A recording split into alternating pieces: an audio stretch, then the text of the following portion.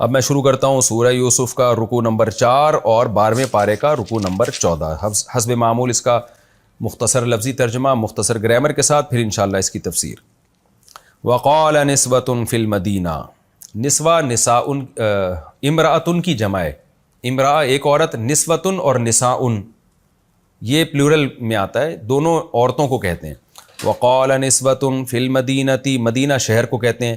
شہر میں یعنی مصر کے شہر میں عورتوں نے کہا امرأۃ العزیز، عزیز مصر کی جو بیوی ہے، تراود فتاہا، وہ ورغلا رہی ہے اپنے ہی گھر کے ایک لڑکے کو. فتح جوان کو کہتے ہیں، یعنی ایک ملازم کو جو اس کے گھر میں ایک رہنے والا ایک عام سا لڑکا ہے، اس کو ورغلا رہی ہے عن نفسہ، اس لڑکے کی ذات سے، یعنی اس کو ورغلا کے جو ہے اس کو برائی کی دعوت دے رہی ہے. قد شغفہا، تحقیق یہ لڑکا، شغفہ شغاف کہتے ہیں دل کے اوپر کے پردے کو، شغف کا معنی اس پردے کے اندر داخل ہو جانا. قد شغفہا، یہ لڑکا داخل ہو چکا ہے، ہاں اس عزیز مصر کی بیوی کے دل کے اندر داخل ہو چکا ہے. شغف کا مطلب دل میں داخل ہونا، حبا محبت کے اعتبار سے. یہ علماء سمجھتے ہیں اس کو کہتے ہیں تمییز محول عن الفاعل. اصل میں عبارت یوں تھی قد شغفا حبها، یعنی قد دخل حبها فی شغافها، یوں اس کی تقدیر عبارت بنے گی کہ اس کی محبت اس کے دل کے اندر داخل ہو چکی ہے. انا لنراہا، بے شک ہم، لنراہا لام تاکید کے لیے، نرا کا معنی سمجھتے ہیں ہاں اس زلیخا کو، فی ضلال مبین، کھلی ہوئی غلطی میں.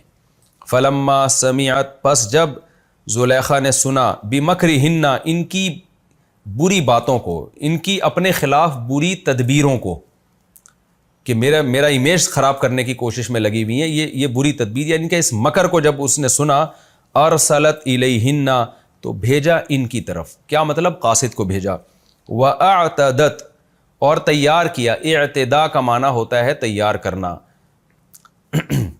اور اعتدت لہن، تیار کیا ان سب کے لیے، متکئن، بیٹھنے کا، ٹیک لگانے کا انتظام. جیسے ایک بیٹھک ہوتی ہے نا، اس کو متکئہ کہا جاتا ہے، جہاں ٹیک لگا کے بیٹھتے ہیں. ایک بیٹھک کا انتظام کیا. وآتت، اور دے دیا، کل واحدۃ، ہر عورت کو، منہن، ان عورتوں میں سے، سکینہ، چاقو. سکین عربی میں چاقو کو کہتے ہیں. وقالت، اور کہنے لگی، اخرج علیہن، یوسف علیہ السلام سے کہا نکلو تم، علیہن، ان پر، یعنی ان پر سے گزرو یہاں سے. فلما، پس جب، رأینا، ضربنا کی طرح، جب ان عورتوں نے دیکھا، اس یوسف کو، اکبرنہ، بہت عجیب سمجھا. اکبرنا، اکبر یکبرو، یعنی باب افعال سے آتا ہے تعجب میں پڑ جانا، کسی چیز کو بہت ہی اچنبے کی چیز سمجھنا. کبیر سے ہے نا، یہ بہت بڑا سمجھنا، ایک عجوبے کے اعتبار سے، ایک عقل کے اعتبار سے. اکبرنہ، تو بہت ہی عجیب سمجھا. وقطعنا ایدیہن، قطع یقطع تقطیعا، کاٹ ڈالنا. قطع یقطع کا معنی بھی قطع کرنا، باب تفعیل میں جب جائے گا. وقطعنا ایدیہن، اور کاٹ ڈالے اپنے ہاتھ. وقلنا، اور کہنے لگی، حاشا للہ، یہ حاشا للہ سبحان اللہ کے معنی میں ہے. جب بہت کوئی تعجب ہوتا ہے نا، ہم تو کیا کہتے ہیں؟ سبحان اللہ، کہ اللہ ہر عیب سے پاک ہے. تو کہنے لگی حاشا للہ، کہ اللہ ہر عیب سے پاک ہے، سبحان اللہ. ما ھذا بشرا، نہیں ہے یہ انسان. ان ھذا، نہیں ہے یہ، الا مگر، ملکن، فرشتہ، کریم، معزز. قالت، زلیخا نے کہا، فذالکن، ذالکا کا معنی کیا ہوتا ہے؟ یہ کا مطلب ایک مرد سے خطاب ہو رہا ہے، کنہ کا مطلب بہت سی عورتوں سے خطاب ہو رہا ہے. تو چونکہ زلیخا میں بار بار بتا دوں، یہ کسی صحیح حدیث میں نام نہیں ہے، اسرائیلی روایات میں ہے، تو ہم اسی کو فرض کر لیتے ہیں وہی نام ہوگا، اس کے خلاف بھی کوئی مضبوط دلیل نہیں ہے. فذالکن، کہنے لگی یہ ہے وہ، الذی، یہ وہ شخص ہے، لمتن، لام یلوم ملامتن، نصر ینصرو کی طرح، لوام یلوم کی طرح، اس کا معنی ملامت کرنا. تو لمتن اصل میں تھا لوم تنہ، ضرب تنہ کی طرح، لوم تنہ، ضرب تنہ مارا تم سب عورتوں نے، لوم تنہ ملامت کی تم سب عورتوں نے. تو لوم تنہ کو پڑھا جاتا ہے لم تنہ.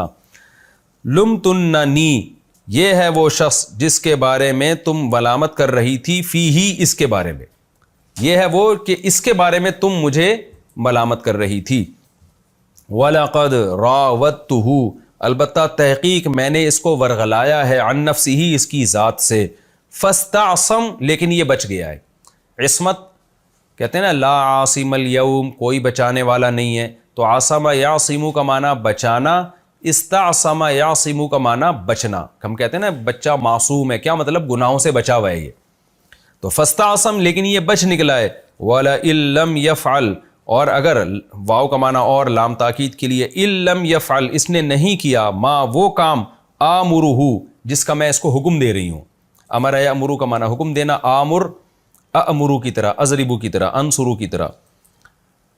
اگر اس نے وہ کام نہ کیا جس کا میں اس کو حکم دے رہی ہوں, لَيُسْجَنَنَّ تو ضرور بالضرور یہ جیل میں ڈال دیا جائے گا. وَلَيَكُونَنَّ اصل میں تھا یکونن, نون یعنی نون تاکید کا تھا, تو اس کو کیونکہ یہ اس کی جو پروننسیشن ہے وہ دو زبر دو زیر کی طرح ہے, تو اس لیے کاتب وحی نے جو ہے نا اس کو الف کے ساتھ لکھ دیا, ورنہ اصولی طور پر اس کو نون کے ساتھ آنا چاہیے. لیکن کاتب وحی نے جس طرح سے لکھ دیا, چاہے وہ عربی گرامر کے لحاظ سے صحیح ہو یا نہ ہو, آج تک پھر ایسی چیزوں کو قرآن میں تبدیل نہیں کیا گیا ہے. تو وَلَيَكُونَنَّ تو ضرور بھی ضرور ہو جائے گا یہ, من الصاغرین رسوا لوگوں میں.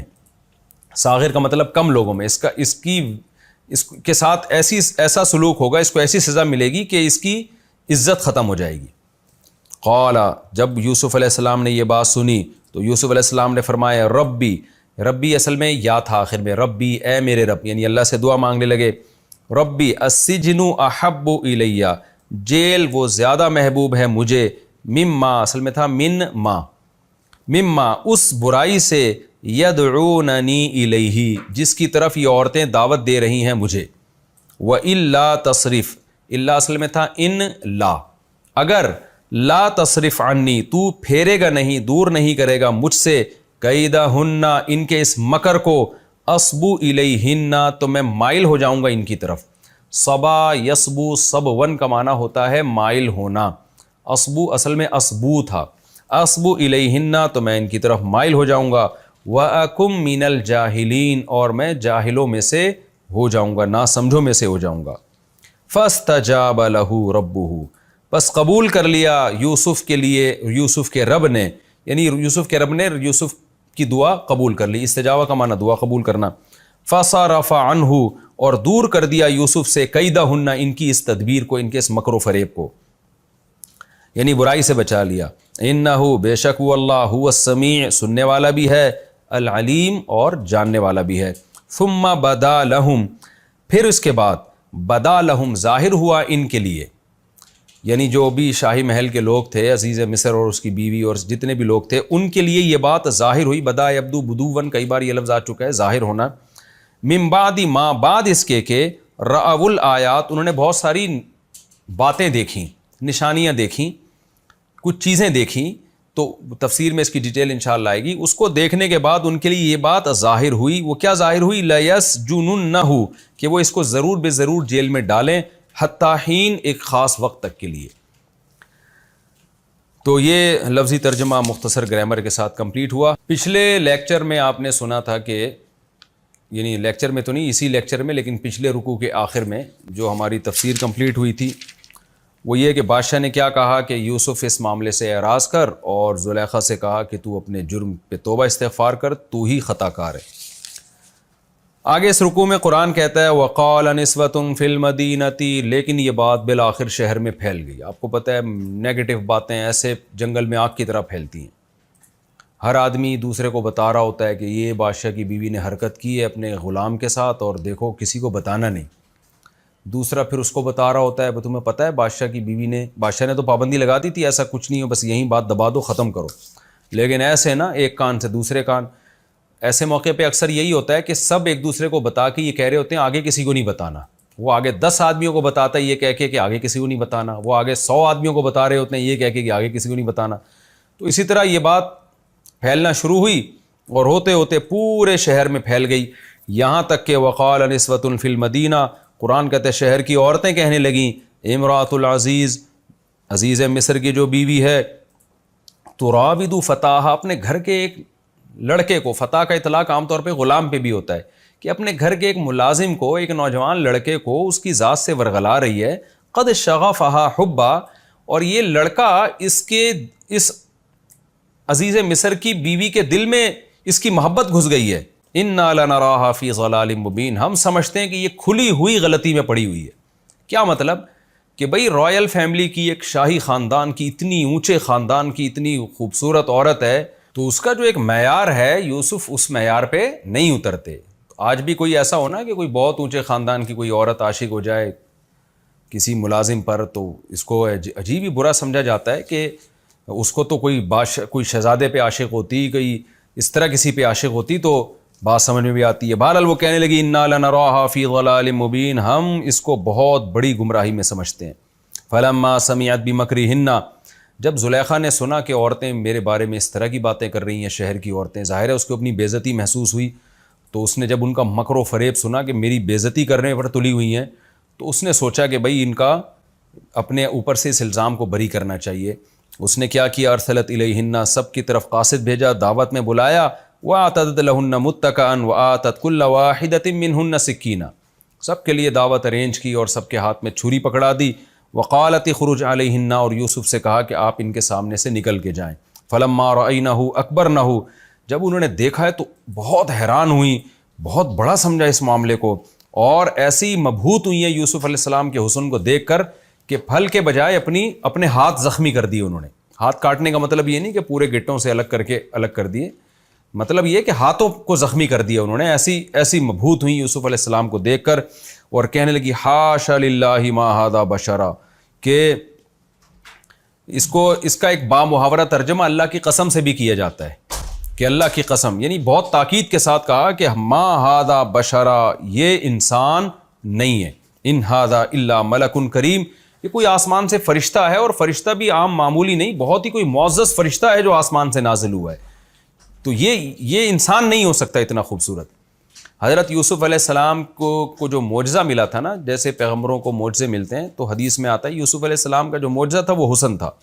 رسول اللہ صلی اللہ علیہ وسلم نے فرمایا، صحیح حدیث ہے، کہ میں معراج کی رات یوسف علیہ السلام سے ملا تو یوسف علیہ السلام کو اللہ نے آدھا حسن دیا ہے. یعنی اس کائنات میں جتنا حسن اللہ نے بانٹا ہے نا، جو انسانوں میں تقسیم کیا ہے، اس پورے حسن کو جتنا تقسیم کیا اس میں سے آدھا اکیلے یوسف علیہ السلام کو دیا گیا ہے. اتنے زیادہ خوبصورت اور اتنے زیادہ حسین تھے یوسف علیہ السلام.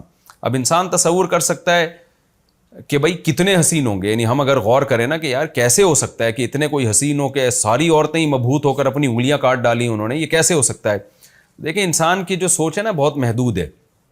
دنیا میں بھی ایسا ہوتا ہے، ہم کسی کو سمجھ رہے ہوتے ہیں اس سے زیادہ حسین کوئی ہو ہی نہیں سکتا، پھر کسی اور کو دیکھتے ہیں پتہ چلتا ہے کہ اس سے بھی زیادہ اس میں حسن ہے. تو یہ تو دنیا میں اس کی مثالیں ملتی ہیں. تو یہ ایک معجزے کے طور پر یوسف علیہ السلام کو اللہ نے حسن دیا تھا. تو کہنے لگی یہ انسان نہیں ہے، یہ ایک معزز فرشتہ ہے. قالت فذلکن الذی لمتننی فیہ، کیسی ہوشیار تھی زلیخا.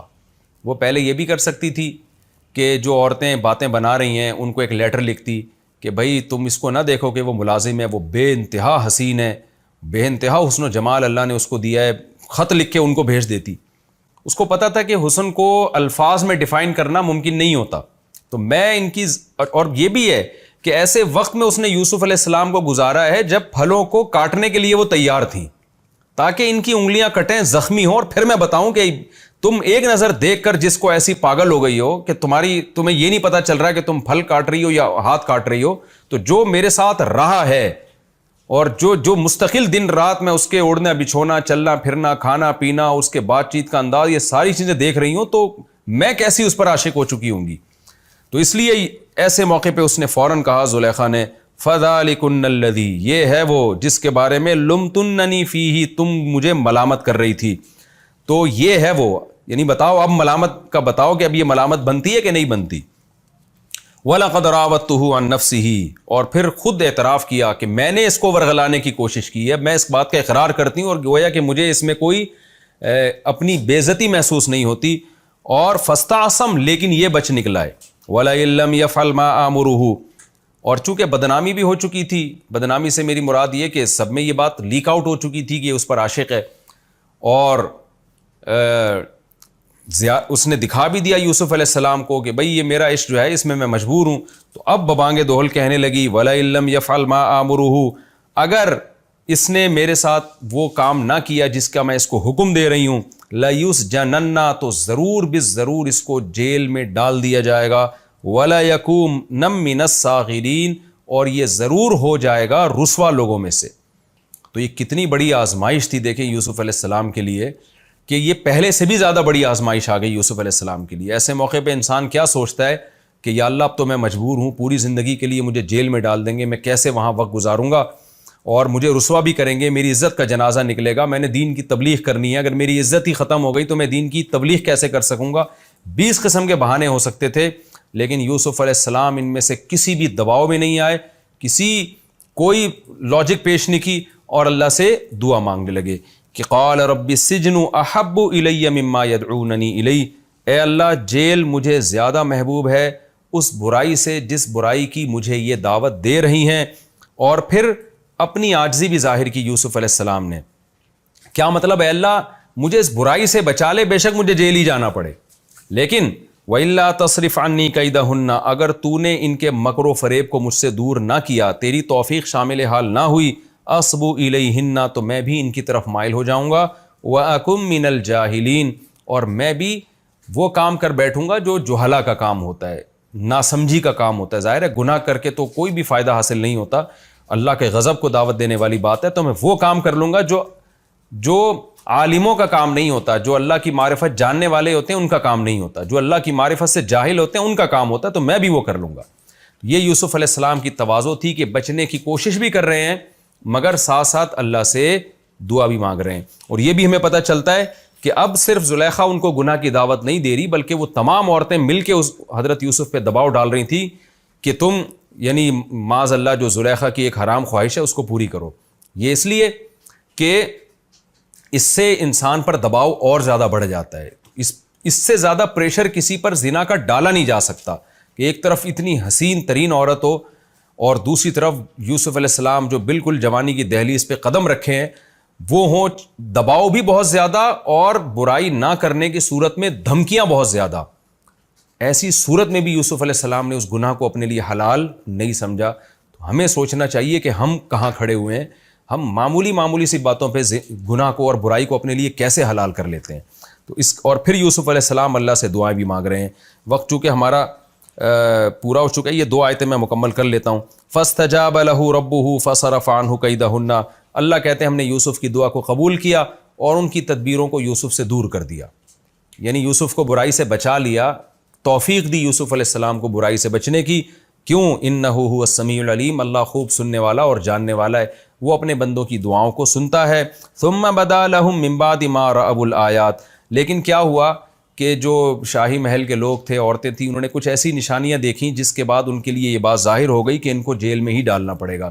وہ نشانیاں علماء نے یہ بیان کی ہیں کہ بات چونکہ پھیل چکی تھی اور اب سب کو تو نہیں پورے مصر کو لا کے زلیخا یوسف علیہ السلام کی زیارت کرا سکتی تھی نا کہ دیکھو کتنے حسین ہیں، میں مجبور ہوں۔ چند بڑی عورتوں کو تو لا کے اس نے زیارت کرا دی، لیکن پورے مصر میں زلیخا کی بدنامی ہونے لگی کہ یہ اپنے غلام پہ عاشق ہو گئی ہے اور برائی کی دعوت دے رہی ہے۔ تو اب اگر یوسف علیہ السلام کو وہ جیل میں نہ ڈالتے تو پھر ان کی بدنامی کا خطرہ تھا کہ بھئی اگر برائی یوسف کی طرف سے ہے تو ان کو سزا کیوں نہیں دیتے۔ تو بالآخر وہ مجبور ہو گئے یوسف علیہ السلام کو سزا دینے پر کہ اب ہمارے پاس یوسف کو جیل میں ڈالنے کے علاوہ کوئی آپشن نہیں ہے، کیونکہ اگر ہم آپ کو جیل میں نہیں ڈالتے تو پھر ہماری بدنامی ہے کہ بھئی ایک بندہ اگر بے قصور ہے تو اس کو جیل میں تم نے کیوں نہیں ڈالا۔ تو اس لیے ان کے بعد یہ نشانی ظاہر ہوئی، یعنی یوسف علیہ السلام اگر قصوروار نہیں ہیں تو پھر ہم ان کو جیل میں کیوں نہیں ڈالتے۔ تو ان کو قصوروار ثابت کرنے کے لیے ان کو بالآخر اپنی بدنامی سے بچنے کے لیے ان کو جیل میں ڈالنا پڑا۔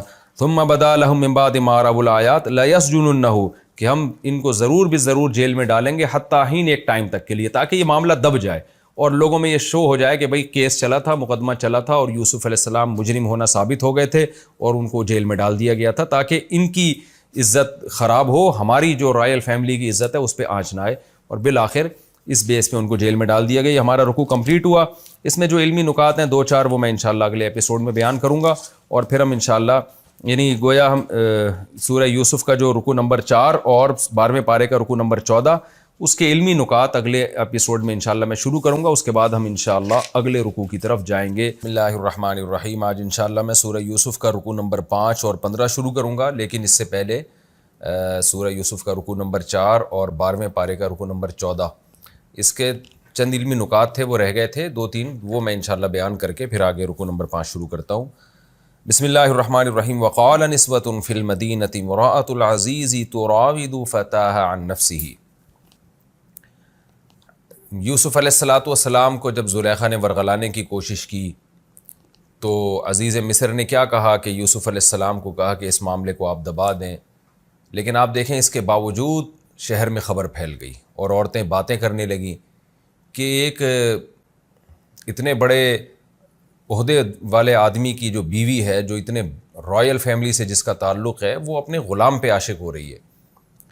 تو اس سے ہمیں یہ پتہ چلتا ہے کہ منفی بات جو ہے یہ بہت اسپیڈ کے ساتھ پھیلتی ہے، یعنی بادشاہوں کے اور جو رائل فیملی میں اتنے اپر لیول کے لوگ ہوتے ہیں ان کے تو وسائل، ان کے تو اختیارات بہت زیادہ ہوتے ہیں، تو وہ بھی اس منفی بات کو دبا نہیں سکا اپنے محل کے اندر، اور کیسے جنگل میں آگ کی طرح جو ہے مدینہ شہر میں خبر پھیلی ہے۔ تو اس سے پتہ چلتا ہے کہ نیک لوگ ہمیشہ سے دنیا میں تھوڑے ہی رہے ہیں جو نیگیٹیوٹی کو فروغ نہ دیں بلکہ پازیٹیوٹی کو فروغ دیں۔ وہ تو ہمیں ہوشیار رہنا چاہیے، کوئی بھی ایسا کام انسان نہ کرے کہ پھر بعد میں اس کو شرمندگی ہو، کیونکہ منفی بات جو ہے نا سوسائٹی میں بہت تیزی کے ساتھ پھیلتی ہے۔ اب جو عزیز مصر کی بیوی تھی اس نے تو یہ سوچ کے کیا نا کہ یہ بات پھیلے گی نہیں، لیکن پھیل گئی، وہ بدنام ہو گئی پھر وہ۔ اچھا، دوسری علمی نقطے کی بات ہمیں یہ پتہ چلتی ہے کہ شہر کی عورتوں نے یہ جو تبصرے کیے کہ رائل فیملی کی عورت ہو کے عاشق ہو رہی ہے ایک غلام پر، تو اس سے کفف کا مسئلہ بھی پتہ چلتا ہے۔ ظاہر ہے ان کو یہ اندازہ ہوا کہ اتنے بڑے خاندان کی عورت ہے تو اتنے کم تر، جو ایک کم لیول کے لڑکے کی طرف کیوں مائل ہو رہی ہے۔ یہ عورت کی نیچر ہے کہ وہ ہمیشہ ایسے شخص سے نکاح کرنا چاہتی ہے جو اس کے لیول کا ہو، اسی کو کفف کہا جاتا ہے، اور شریعت نے بھی اس کا اعتبار کیا، اس پر پوری امت کا اجماع ہے کہ عورت ہمیشہ اپنے لیول کے آدمی سے نکاح کرے گی، یا تو اپنے سے اوپر یا اپنے برابر، اور مرد کے لیے یہ جائز ہے یا اس میں کوئی حرج نہیں ہے کہ وہ اپنے سے کمتر سے بھی نکاح کر لے۔ تو آج معاملات الٹے ہو گئے ہیں کہ عورت کمتر میں جا رہی ہے اور مرد اپنے سے اعلیٰ دیکھ رہے ہیں۔ اعلیٰ اور کمتر کا مطلب کیا ہے؟ فقہاء نے بیان کیا ہے یہ قرآن و سنتی کی روشنی میں، اور اس پہ چاروں فقہ کا اتفاق ہے، حنفی، مالکی، شافعی، حنبلی، کہ عرف کے لحاظ سے یہ دیکھا جائے گا کہ مرد عورت کا ہم پلہ بھی ہے یا نہیں ہے، اور عرف میں موٹی موٹی 6 چیزیں ہوتی ہیں کہ مذہب دیکھا جائے گا، دین دیکھا جائے گا، دین سے مراد اسلام ہے تو عورت بھی یعنی عورت مسلم ہے تو مرد بھی باپ دادا سے مسلم خاندان سے چلا آ رہا ہو، اور عورت اگر دیندار ہے تو مرد بھی دیندار ہو، پھر عورت اگر مالدار گھرانے سے ہے تو تیسری چیز یہ ہے کہ مرد بھی مالدار، اسی کے لیول کا مالدار ہو، اور چوتھی چیز جو ہے نسب ہے، خاندان ہے، اور اس طرح اور بھی بہت ساری چیزیں ہیں، یعنی یہ وہ 6 چیزیں تو وہ ہیں جو بالکل موٹی موٹی ہیں۔ اس کے علاوہ یہ بھی ہے کہ کوئی بہت ذہین لڑکی ہے تو کوئی بالکل ہی پرلے درجے کا احمق لڑکا اس کا ہم پلہ اور کفو نہیں ہو سکتا۔ کوئی بہت زیادہ ایجوکیٹڈ ہے یا کسی اچھے پیشے سے اس کے باپ کا تعلق ہے جس کو ایک اپر لیول کا پیشہ سمجھا جاتا ہے، اور لڑکا جو ہے کسی ایسے پیشے سے اس کا تعلق ہے جو ایک لو سمجھا جاتا ہے، تو یہ بھی کفو نہیں ہے۔ تو اس میں دنیا کی چیزیں بھی دیکھی جائیں گی، اخروی لحاظ سے بھی دیکھا جائے گا۔ وجہ اس کی ہے کہ عورت نے شوہر کے ماتحت بننا ہوتا ہے، تو جو ماتحت ہوتی ہے نا وہ چاہتی ہے کہ میرا میاں میرے برابر کا، یہ میرے جوڑ کا، یہ مجھ سے اوپر کا ہو۔ تو ہمارے ہاں جو تعدد زوجات کا رواج ختم ہو گیا نا، ایک مرد ایک سے زیادہ بیویاں رکھنا چھوڑ دی ہیں، اس کا نقصان یہ ہوا کہ عورت کی ویلیو گر گئی ہے۔ تو اب خواتین غیر کفو میں جا رہی ہیں۔ ایک پی ایچ ڈی لڑکی، ایک ماسٹر کی ہوئی لڑکی، وہ 8ویں کلاس سے بھاگے ویسے شادی کر رہی ہے، تو یہ بھی ایک عجیب سی بات ہے نا، یہ اس کے جوڑ کا نہیں ہے۔ تو یہ بھی یہاں سے آپ یعنی ایک علمی نقطے کی بات یہ بھی ہے کہ پورے شہر کی عورتوں نے کہا کہ بھائی وہ بادشاہ کی یعنی رائل فیملی میں ایک عورت اتنی اونچے خاندان کی ہے، وہ اپنا اسٹیٹس تو دیکھے نا۔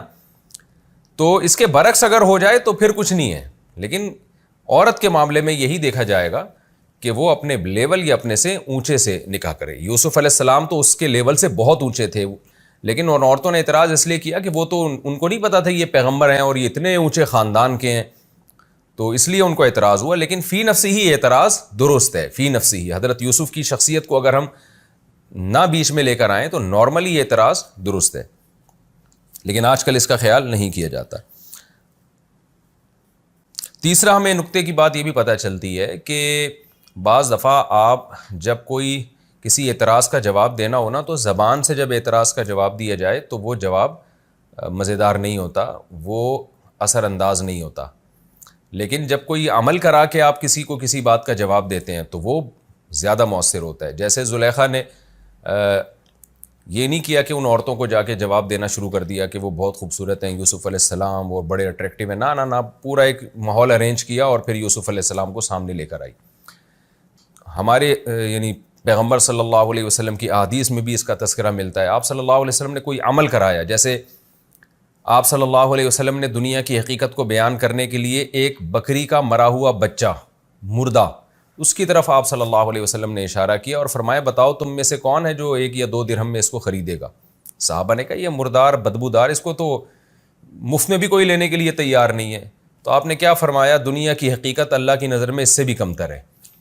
تو یہ ایک نیچرل وے آف ٹیچنگ ہے کہ آپ ایسے طریقے سے اپنا پیغام کنوے کریں، اپنا پیغام پہنچائیں لوگوں تک کہ وہ ان کے دلوں میں راسخ ہو جائے۔ تو پریکٹیکلی کر کے جب کوئی چیز دکھائی جاتی ہے تو اس کا اثر لوگوں پہ زیادہ ہوتا ہے۔ تو ہمیں اپنے بچوں کو، اپنے شاگردوں کو تعلیم دینے میں، کوئی میسج سمجھانے میں اسی طرز تعلیم کا خیال کرنا چاہیے۔ اور ایک اہم بات یہ پتہ چلتی ہے کہ یوسف علیہ السلام پر کتنا دباؤ تھا، کتنا دباؤ، کہ زنا نہ کرنے کی صورت میں بدنامی کا خطرہ، جیل جانے کا خطرہ، اس زمانے کے جیل بڑے خطرناک تھے، اور کرنے کی صورت میں خواہش بھی پوری ہوگی، اور جو ایک انسان کی نیچر ہے، جو مرد کی ایک نیچر ہے، اور عزت بھی ملے گی۔ یعنی زنا کرانے والی تمام محرکات موجود تھے اور زنا سے روکنے والے کا ایک محرک بھی موجود نہیں تھا۔ اتنی سختی کے باوجود بھی یوسف علیہ السلام کیا کہہ رہے ہیں؟ اللہ مجھے جیل زیادہ محبوب ہے اس گناہ سے جس کی طرف یہ عورتیں مجھے دعوت دے رہی ہیں۔ تو اس سے ہم جیسے لوگوں کو عبرت حاصل کرنی چاہیے کہ آج بات بات پہ بد نظری اور گناہ کو ہم اپنے لیے کتنے آرام سے حلال سمجھ لیتے ہیں اور اپنے آپ کو کیا کہتے ہیں؟ مجبور ہیں۔ کتنے لوگ سودی بینکوں میں مینیجر بنے ہوئے ہیں، لاکھوں روپے ان کی تنخواہیں ہیں، ان سے جب کہا جاتا ہے کہ یہ حرام ہے تو کیا کہتے ہیں؟ بھائی یہ مجبور ہیں، اس غربت اور مہنگائی میں ہمارا گزارا نہیں ہوتا۔ کتنے لوگ ہیں جو بد نظری کرتے ہیں، ان کو جب سمجھایا جائے بھئی یہ حرام ہے، اللہ نے نظر جھکانے کا حکم دیا، وہ کہتے ہیں یار ہم مجبور ہیں، ہم سے برداشت ہی نہیں ہوتا۔ تو ہر گناہ کو ہم نے حلال کر لیا ہے اپنے لیے، چھوٹی چھوٹی مجبوریاں پیش کر کے۔ مکس گیدرنگ ہے، ناچ گانا ہے شادی میں، جب منع کیا جاتا ہے بھائی شادی میں مت جاؤ، یہ ناجائز ہے، لوگ کیا کہتے ہیں یار ہم مجبور ہیں، رشتہ دار ہم سے ناراض ہو جائیں گے، مسائل کھڑے ہو جائیں گے ہمارے لیے۔ تو آج ہم نے معمولی آزار کو، معمولی چھوٹی چھوٹی باتوں کو اتنا بڑا بنا لیا ہے، جیسے قرآن میں آتا ہے نا وَمِنَ النَّاسِ، لوگوں میں بعض ایسے ہیں، سورہ عنکبوت میں ہے کہ جو اللہ پر ایمان لے کر آتے ہیں اور جعل فتنۃ الناس کعذاب اللہ، اور جب ایمان اور عمل صالح پر ان کو تھوڑی سی آزمائش آتی ہے تو وہ اس کو اللہ کا عذاب سمجھنے لگتے ہیں، چھوٹی سی بات کو بھی رائی کا پہاڑ بنا دیتے ہیں وہ۔ تو اس لیے ہمیں یوسف علیہ السلام کے اس واقعے سے سبق حاصل کرنا چاہیے کہ یہ ہمارے آزار عند اللہ مقبول نہیں ہے۔ یوسف علیہ السلام سے زیادہ کوئی اس وقت معذور نہیں تھا کہ جب عزت جانے کا بھی خطرہ اور جیل جانے کا خطرہ اور ذہنی دباؤ اتنا اور بھرپور جوانی ہے، اور پیغمبروں میں جو اللہ نے قوت رکھی ہوتی ہے وہ والی قوت ہے، ان تمام باتوں کے بارے میں اس کے سب کے باوجود وہ کہتے ہیں اللہ مجھے جیل زیادہ محبوب ہے۔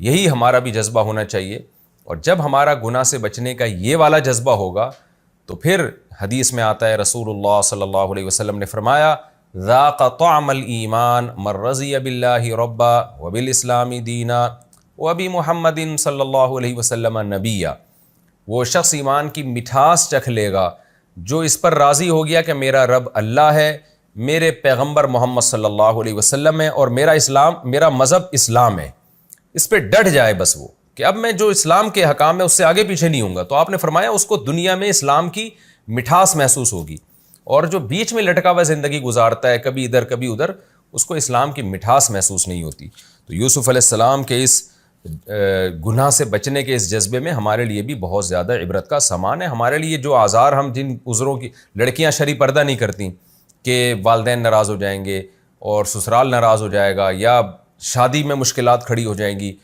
تو یہ کوئی عذر نہیں. اللہ کا حکم سب سے پہلے جیسے کہ یوسف علیہ السلام نے اس پر عمل کیا. چوتھی بات ہمیں یہ پتہ چلتی ہے کہ یوسف علیہ السلام گناہ سے بچنے کے لیے اپنی ذات پر اعتماد نہیں کر رہے, محض گناہ سے بچنے کی کوشش تو اتنی ہے کہ جیسے دروازوں کی طرف بھاگنا شروع کر دیا, اور یہاں بھی جب دباؤ ڈالا جا رہا ہے بچ رہے ہیں, لیکن دعائیں اللہ سے مانگ رہے ہیں, توفیق اللہ سے مانگ رہے ہیں تاکہ دل میں کبر پیدا نہ ہو. اور کیا کہہ رہے ہیں کہ اے اللہ جیل مجھے زیادہ محبوب ہے اس گناہ سے جس کی طرف مجھے دعوت دے رہی ہیں. وَإِلَّا تَصْرِفْ عَنِّي كَيْدَهُنَّ, اگر تو ان کی تدبیر کو مجھ سے دور نہیں کر دے گا تو میں ان کی طرف مائل ہو جاؤں گا. تو یوسف علیہ السلام اپنے بارے میں گویا عاجزی کا اظہار کر رہے ہیں کہ گویا میرے لیے مجھ میں تو گناہ سے بچنے کی طاقت نہیں ہے, حالانکہ پوری کوشش کر رہے ہیں بچنے کی, لیکن اعتراف کیا کر رہے ہیں, مجھ میں طاقت نہیں ہے, اللہ تو مجھے توفیق دے گا تو میں بچ سکتا ہوں ورنہ میں نہیں بچ سکتا. آج کیا ہو رہا ہے, آج نہ تو اللہ سے دعا مانگتے ہیں اور اپنے بارے میں یہ فرض کر کے بیٹھے ہوئے ہیں کہ میں تو بہت پاورفل ہوں, اور پھر گناہ سے بچنے کے اسباب بھی اختیار نہیں کر رہے ہوتے. تو یہ شریعت کا مزاج ہے کہ آپ گناہ سے بچنے کے لیے اپنی پوری طاقت استعمال کر لیں, اور جو فرائض واجبات ہیں اس کو پورا کرنے کے لیے پورے کانفیڈنس کے ساتھ پوری طاقت استعمال کریں, تمام اسباب اختیار کریں, لیکن نظر آپ اللہ پہ رکھیں. اللہ میرے بس میں جو تھا میں نے کیا, لیکن اگر تیری توفیق شامل حال نہیں ہوگی تو میں تو نالائق ہوں, میں تو کمزور ہوں. تبھی یہ جو دعا ہے نا لا حول ولا قوت الا باللہ, یہ ہمیں کیوں مانگنے کا حکم ہے؟ لا حول کا مطلب گناہ سے بچنے کی طاقت, ولا قوت اور نیکی کرنے کی طاقت, الا باللہ وہ نہیں ہے مگر اللہ کی مدد کے ساتھ. تو یہ بھی جذبہ ہمیں سکھایا گیا ہے پیغمبروں کی تعلیمات میں کہ ہم اللہ سے توفیق مانگا کریں, اور توفیق مانگ کے اللہ پہ چھوڑ نہ دیں کہ بس اللہ ہی جو کچھ کرے گا. کرنا وہ خود سے محنت کرنی ہے, لیکن نسبت اللہ کی طرف کرنی ہے. اور ایک اور نقطے کی بات یہ پتہ چلی کہ ثم بدا لهم من بعد ما رأوا الآیات لیسجننه حتی حین. یوسف علیہ السلام گناہ سے بچے تو اس کے نتیجے میں جیل ملی ان کو. تو بعض دفعہ دنیا میں ایسا ہی ہوتا ہے کہ آپ شریعت پر عمل کرنا شروع کرتے ہو تو بجائے کامیابیوں کے ناکامیاں آنا شروع ہو جاتی ہیں.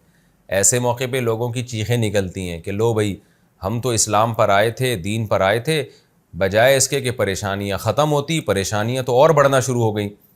تو ایسے موقع پہ ہمیں یہ سوچنا چاہیے کہ بھائی یہ پریشانی ایسے ہے جیسے یوسف کو جیل ملی تھی. تو یوسف علیہ السلام کو جیل جو ملی ہے تو اس میں اللہ نے آپ کو وہاں صبر کی بھی توفیق دی, اور وہ جیل پیش خیمہ بنی بہت بڑی ترقی کا.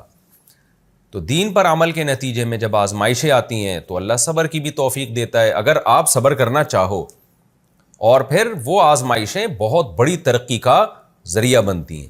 اگر ایسا ہونا شروع ہو جائے نا کہ ادھر دین پر عمل کیا ادھر پیسے آنا شروع ہو جائیں, عزت اور شہرت ملنا شروع ہو جائے, پھر تو ہر آدمی چلنا شروع کر دے.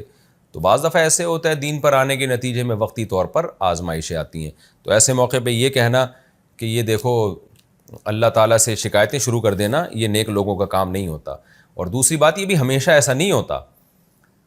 بعض دفعہ آپ دین پہ چلنا شروع ہوتے ہو تو پھر کوئی آزمائش نہیں آتی بلکہ پریشانیاں فوری ختم ہونا شروع ہو جاتی ہیں. یہ بھی اللہ تعالیٰ بعض لوگوں کے ساتھ کرتے ہیں کہ آپ نے دین پر عمل کرنا شروع کیا, اللہ نے ترقی اور فتوحات کے دروازے کھول دیے. اور بعض دفعہ یہ بھی ہوتا ہے کہ وقتی طور پر آزمائشیں بڑھ جاتی ہیں. تو دونوں معاملات میں ہمیں مذہب کو تھامنا ہے, ہم نے دین سے پیچھے نہیں ہٹنا. یہ ہمارا رکوع الحمدللہ کمپلیٹ ہوا. اب ہم آگے چلتے ہیں.